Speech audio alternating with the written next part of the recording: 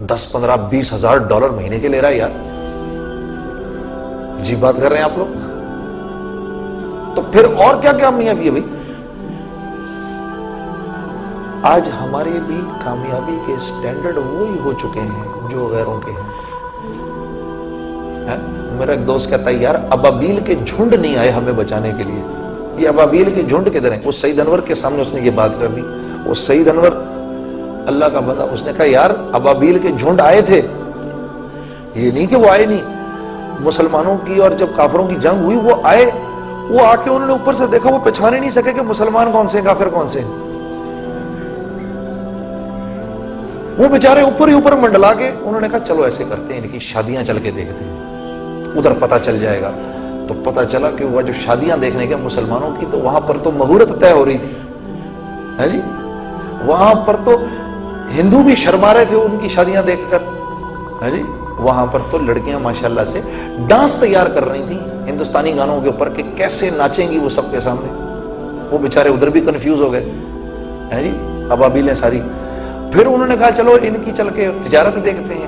تو جو ان کے بازاروں میں گئے تو پتہ چلا کہ یار وہاں بھی کنفیوژن مچی ہوئی ہے.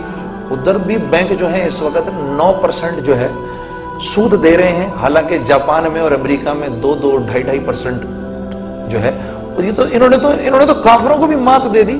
وہ بیچارے اوپر ہی اوپر کہا یار یہ پتھر یہیں پھینک دو کہیں. وہ ایک آدم وہ پتھر جو پھینکے تو وہ زیادہ مسلمانوں پر ہی گرے وہ پتھر.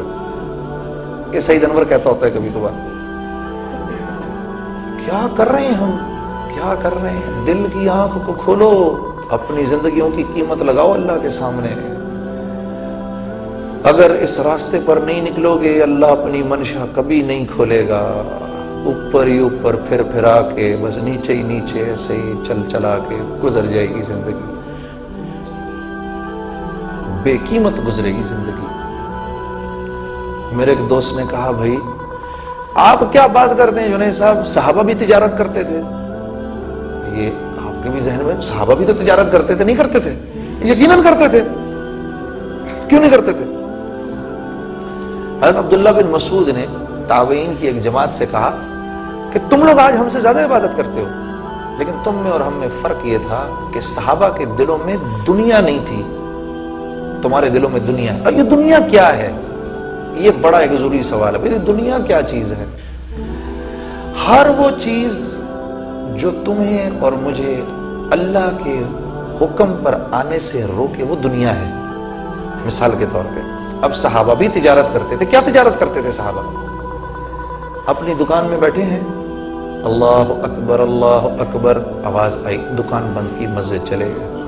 کیوں؟ کیونکہ جانتے ہیں یہ دکان فائدہ پہنچانے میں 100% اللہ کے امر کی محتاج ہے. چلے گئے وہاں پر. اب وہاں بیٹھے ہیں، وہاں پتہ چلا کہ فلاں جگہ کے اوپر اللہ کے احکامات دھڑا دھڑ ٹوٹ رہے ہیں. کون لوگ ہیں جو اللہ کے راستے میں چلنے کے لیے تیار ہیں؟ تو ایک حکم آیا حلال روزی کمانے کا، اس کے بعد ایک بڑا حکم آیا نماز کا، نماز پہ چلے گئے. جب نماز پہ پہنچے تو وہاں پر بڑا حکم آیا ہجرت کے لیے، اس کے لیے بھی اپنے آپ کو پیش کر دیا. صحابہ تجارت کرتے تھے، یہ تجارت کرتے تھے، اس طرح تجارت کرتے تھے صحابہ. تو کیا تھا؟ اللہ نے ان کی دنیا بھی ایسی بنائی، ایسی بنائی، ایسی بنائی.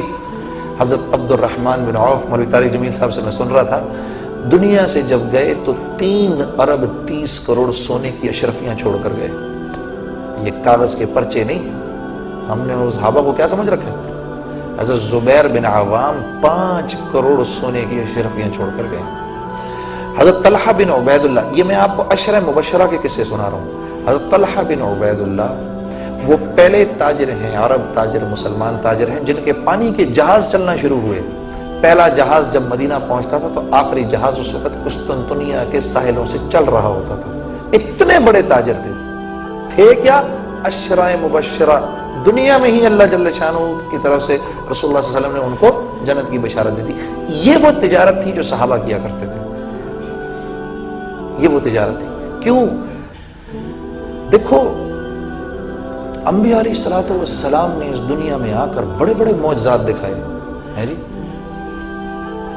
بیماروں کو شفا مل گئی، نابینا کو نظریں مل گئیں ہیں جی، مردہ کو زندہ کر دیا، حضرت عیسیٰ علیہ السلام نے، لیکن یہ معجزات ضرور دکھائے، اس کے باوجود حضرت عیسیٰ علیہ السلام اس دنیا میں معجزات دکھانے نہیں آئے، ان کا موضوع ہدایت پھیلانا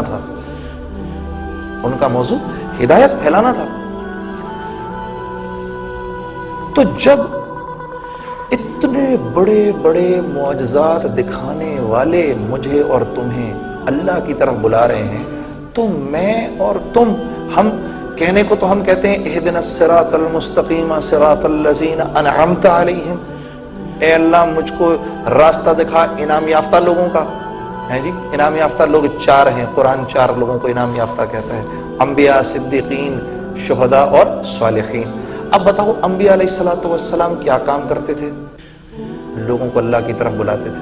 صدیقین کیا کام کرتے تھے؟ اسی دعوت کے بول پر صداقت کی مہر لگاتے تھے۔ شہداء کیا کام کرتے تھے؟ اسی دعوت کے بول کے لیے جانیں دیا کرتے تھے۔ صالحین کیا کام کرتے تھے؟ اسی دعوت کے بول کو دنیا کے ایک کونے سے لے کر دوسرے کونے تک لے کر جاتے تھے۔ تو مفسرین فرماتے ہیں تم یہ کام نہیں کرو گے، اگر تم یہ کام نہیں کرو گے تو پھر تم غیروں کی معاشرت کو اپناؤ گے، جس کے بارے میں اللہ جل شانہ فرما رہے ہیں کہ تم مجھ سے پناہ مانگو ان کے راستے سے جو کہ غیر المغضوب علیہم ولا الضالین ہو گئے۔ اگر اس کام کو نہیں کرو گے تو غیر المغضوب علیہم ولا الضالین بن جاؤ گے۔ یہ اتنا نازک معاملہ ہے۔ یہ تو میں جس زمانے میں گایا کرتا تھا، میں کوئی ایسی تھوڑی چھوڑ دیا گانے بجانے کو، مال میں اس سے کما رہا تھا، شہرت میں اس سے کما رہا تھا۔ میں نے تو 8 سال ہو گئے انجینئرنگ چھوڑے ہوئے، تو میں تو انجینئرنگ بھی بھول گیا تھا ساری۔ وہ تو مجھے احساس ہوا کہ میں کر کیا رہا ہوں میری زندگی۔ میں نے کہا آپ لوگوں کو ٹھیک کرنے کے لیے تھوڑی اپنی زندگی بدلی، میں تو اپنی جان بچانے کے لیے بدلی، میں نے اپنی جان بچانے کے لیے۔ تو میں کر کیا رہا ہوں یار، یہ میں کس کے طریقے